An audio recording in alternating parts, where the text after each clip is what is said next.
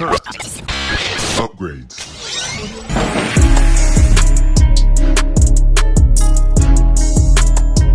Welcome back to another JVS movie review brought to you from the Tribeca Film Festival. This film here is named Black Table, and here's a quick synopsis. Black students at Yale in the 90s form a tight-knit community around a shared dining table. With affirmative action abolished, their experience shed light on the value of diversity and inclusion in higher education. This is directed by John Antonio James and Billy Mack. First, this is a film that the mention of affirmative action and the ruling that came down about it, you would assume this film would be more political than it is. I think the mention of affirmative action is an underlying element of it, but in the end, what you're here to experience in Black Table is what it was like for life at Yale for Black students in the 90s. As this is when we get the biggest influx of Black students into Yale, as we deal with, I think, the class of 94 and then the class of 97 here. And we get to hear these stories about how at one point in time it felt like you were the only Black person there, but the moment you start seeing more Black faces, of how they just built a community for one another. But also stories about like how that community didn't need to necessarily embrace everyone, and how other people may wanted to shy away from it because they just didn't want to have to fit into that box. But here with these stories, and we get a lot of students coming back telling these amazing stories about how they found the Black Table or their experiences in general at Yale during this time period. And we'll talk about one really tragic one in a minute or so. But as the film opens up and we hear them talking about this big class of Black students that came in, and at this point in time in the 90s, what Yale represented to a lot of them was like the mecca of an educational Ivy League school to go to, like the school to go to. Like one of them said, like, I didn't even want to fill out an application for Yale, but my roommate had one thrown in the trash, and I said, why not fill it out and see what happens? And then once you get into Yale, you think like your life is going to change, and then you realize that Yale is just like the rest of the world was at that time, especially for young Black people, and in the way they even accepted young Black people. And then the creation of the Black Table. I love that one of the former students stated that any table we sat at became the Black Table. Because when one Black person sat down, then another one would come and sit down, then another one would come and sit down, until you looked around and it was majority Black people at the table. And that's because they were looking for community at an institution that still had slave owners' names on things there, and halls were named after these slave owners and things of this nature, or these racist figures in history. And they still needed just to feel home, feel the sense of community. And that's why the creation of the Black Table was so important. And those are the stories that you're going to get in the Black Table. It's just stories about what it was like to be at Harvard for these students. The feeling of having to be better, or having all the pressure of the world thrust upon you because you're Black. And this is the part of affirmative action that comes in, of people feeling you only got in because of affirmative action. As one of the former students said, it's kind of disrespectful to hear, like, you only got in for affirmative action, almost meaning that if I didn't get in, you would have gotten in, when there's a good chance you wouldn't have gotten in at all. Or how, even though we address affirmative action, we don't address legacies, and how legacies clearly don't have the grades that it takes for even anyone to get in on affirmative action. But then that's not the element you want to talk about. You wanted to look at the Black students like you got an unfair advantage, or you took a position away from a white student. And just how it felt for a lot of them that Yale never accepted them there. Like Yale as an institution did not want them there. And the struggle of them dealing with that, while also understanding I'm not going to blow this opportunity to say, I graduated from Yale, I attended Yale, especially as a Black person, just how much power that holds. Even to this day, how much power that holds to go to one of the top Ivy League schools to say, I went there. Not only I went there, graduated from there, like my degrees from there is a certain amount of prestige that comes along with that. And I did like in this doc that they kind of addressed that.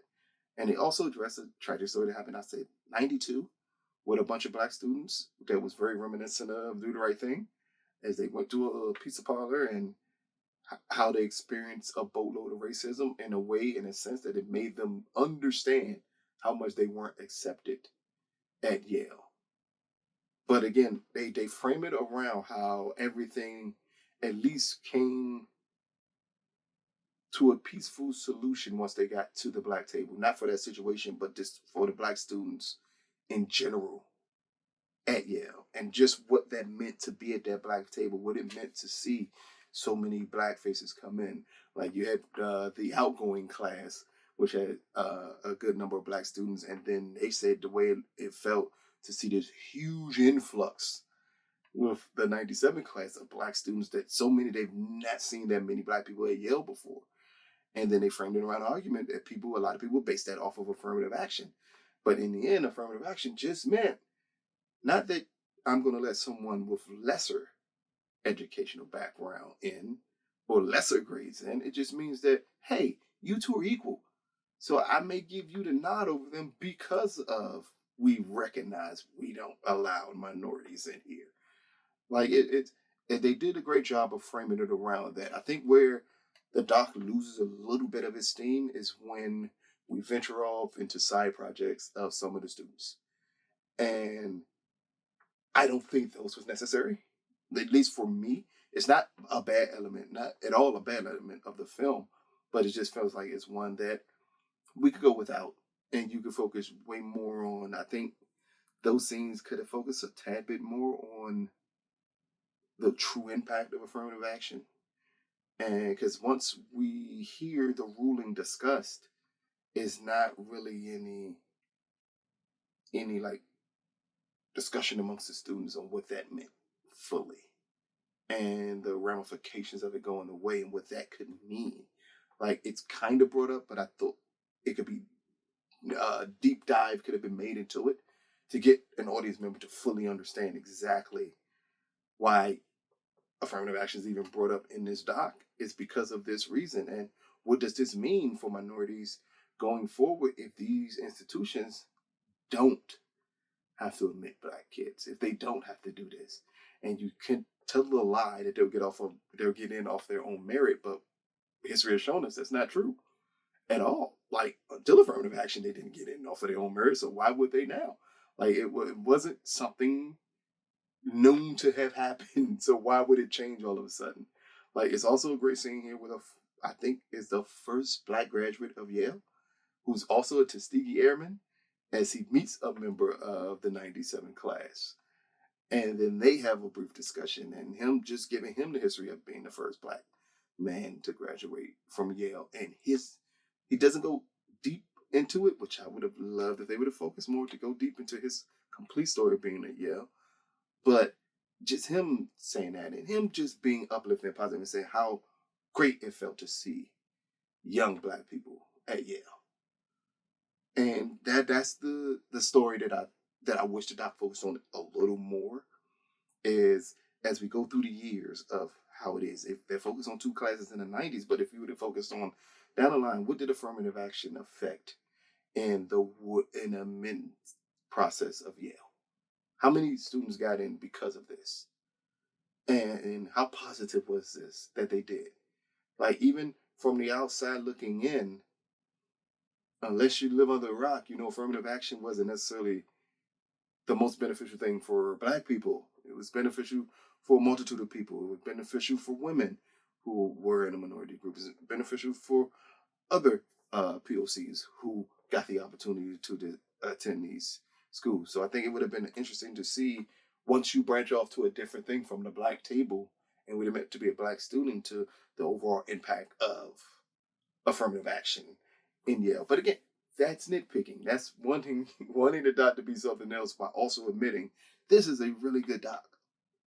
And he really focuses on what it meant to be a student in Yale in the 90s. And then you hear these stories, some of them extremely harrowing to hear, that they had to go through just to get through this university, and what it meant to be a black kid at Yale. and the stuff that you had to go through. It's a lot of interesting stories in the Black Table that I think everyone will love when you check out this doc. So, Black Table, again, brought to you from the Tribeca Film Festival.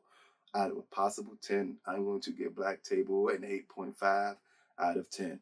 I may have mentioned a little issues of what I wanted them to focus on, but that does not take away at all that they still did a marvelous job at framing this doc. Not only around the Black Table, but also in the background, playing it to affirmative action and what it means and how it does help minorities get into these institutions. And then how, when they got into these institutions, exactly what they did with it and how they built a community because they had no other option but to build a community.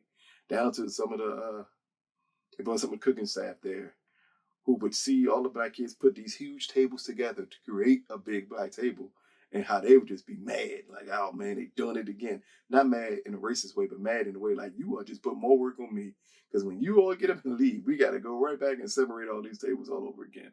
Again, it's those type of stories that lend to making this doc great. And just the students talking with each other, meeting up with each other years later to discuss their experiences at the Black Table, or just to go to Yale in general, or even having some Black students who said, man, I could never sit at the Black Table because I didn't want my college experience to be that. So it's not like it just gives you one view of the Black Table. It gives you different views of the Black Table and the way different students viewed either sitting there or not sitting there. And if they didn't sit there, the way they were possibly looked upon by their other Black mates there, making it feel like that maybe you just didn't want to associate with us. Like it's underlying issues that exist in the Black community that still existed in a place where they were truly the minority in a small institution, but yet and still those problems still persisted. That's what makes this doc great, because it really focuses on those issues and then gives you firsthand account on how it was like being there at that time. But check it out. Let us know what you think. This has been another JVS movie review from the Tribeca Film Festival. Peace, people.